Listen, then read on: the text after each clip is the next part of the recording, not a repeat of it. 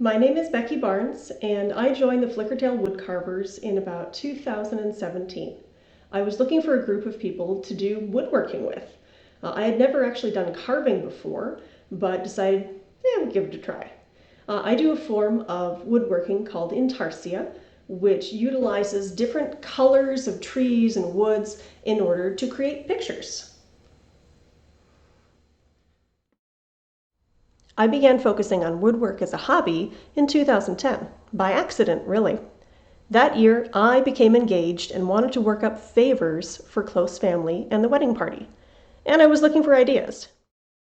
Previously, I had taken a stained glass class, and I enjoyed it immensely, but decided against pursuing it because at the time I didn't have a place to keep it separate from the house, and I didn't want to risk getting glass in kitty paws. Then I remembered my grandpa Bud's workshop.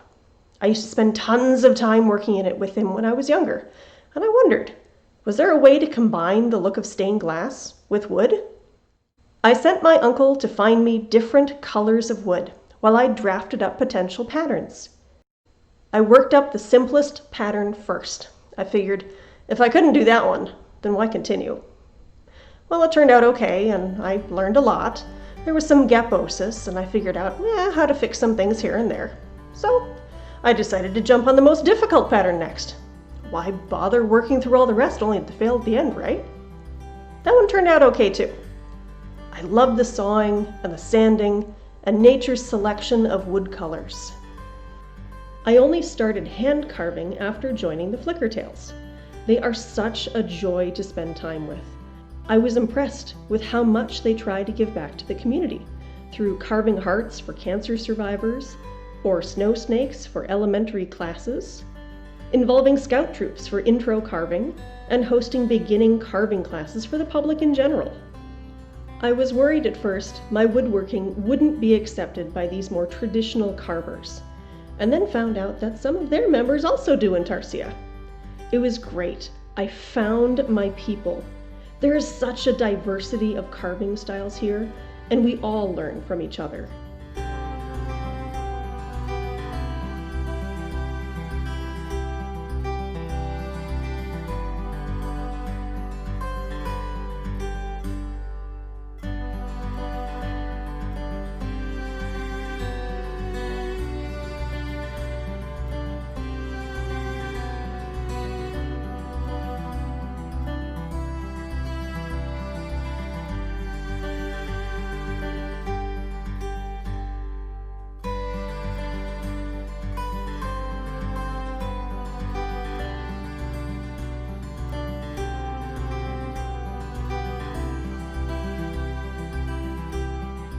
I enjoy making scroll work with my scroll saw. One of the first carving projects that I made for the group was a trilobite, a small little prehistoric creature, kind of like a cross between a cockroach and a horseshoe crab. They're really fun because there's so many different styles and shapes. Short eyes, long bodies, complex bodies. And you never really know what color they could have been. So the sky's the limit. Or the ocean. I'm still learning about all of these different woods that Mother Nature creates. It's just amazing. I love the iridescence called chatoyancy. You can see in the mahogany in the middle here.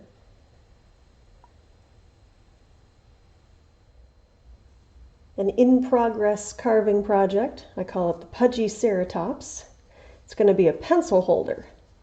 So I'll drill some holes in the back here so it can hold little pencils or paintbrushes.